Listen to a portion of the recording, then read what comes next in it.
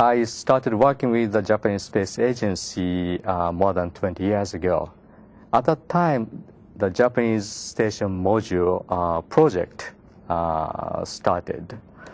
So it has taken so many people and so much hard work to come to this point.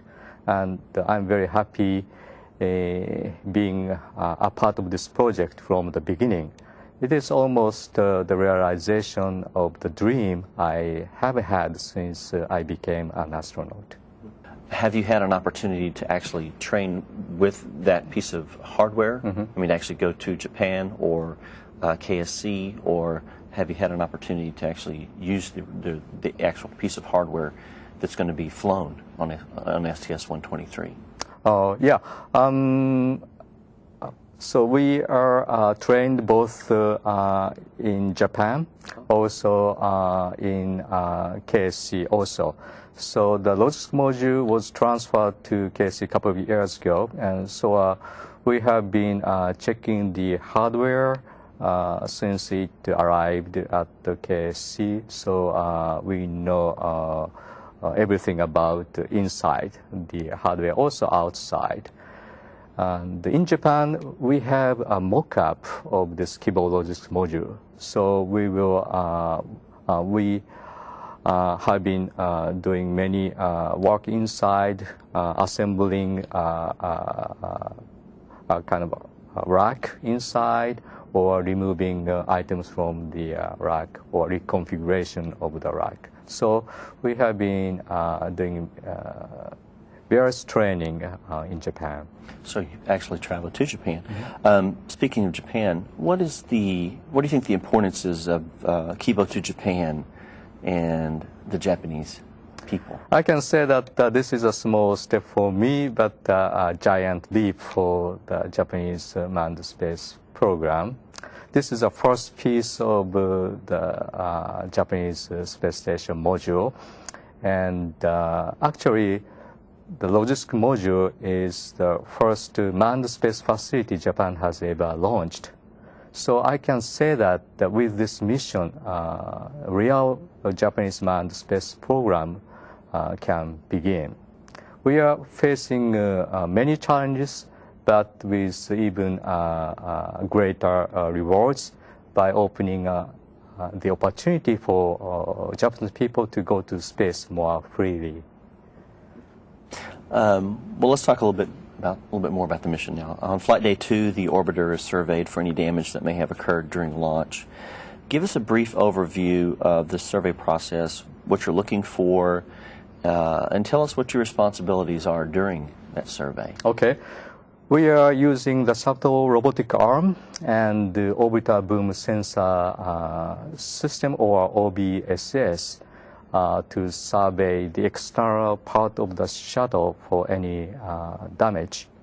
The OBSS is a Canadian-made boom, which is as long as the shuttle robotic arm itself. Also, the end of OBSS is equipped with various sensor systems and cameras, which can detect any damage as small as 1/10 of an inch. And we are going to start the survey on Friday 2. And first, we are going to examine the starboard side of the shuttle. Then we are going to the nose cap, and then finishing a survey on the port side of the shuttle. It's going to take about 6 hours to complete. So it's a very long and delicate operation. After the orbiter docks with the International Space Station, the hatch between the two vehicles opens, and you'll be welcomed aboard the International Space Station. Then you and your fellow crew members are going to be given a safety briefing. As a visitor to the ISS, what do you plan to do those next few moments once you're on board the ISS? Yes, I'm very happy to greet our space hosts, the Space Station Commander Peggy Whitson and Yuri Marchenko and Leo Eichertz. Then I would like to explore the space station because this is my first time to be on board the station. I would like to get to know every part of the station first because this is going to be my home in space for the next 10 days. Then after that, I like to check my flying skills in zero gravity. Okay. Well, as we talked earlier, Flight Day 4 ushers in the first of several spacewalks during this mission. During those spacewalks, the Kibo Logistics Module and Dexter will both be transferred from the temporary home inside the orbiter's cargo bay to become part of the ISS. If you could, maybe describe in a little more detail the process for transferring the Kibo Logistics Module to the ISS. We talked about your responsibilities earlier, but this is a fairly automated process that you're going to be monitoring. Could you explain how that's going to work? Yeah, I explained this a little bit about this work before, but I'm going to explain that again.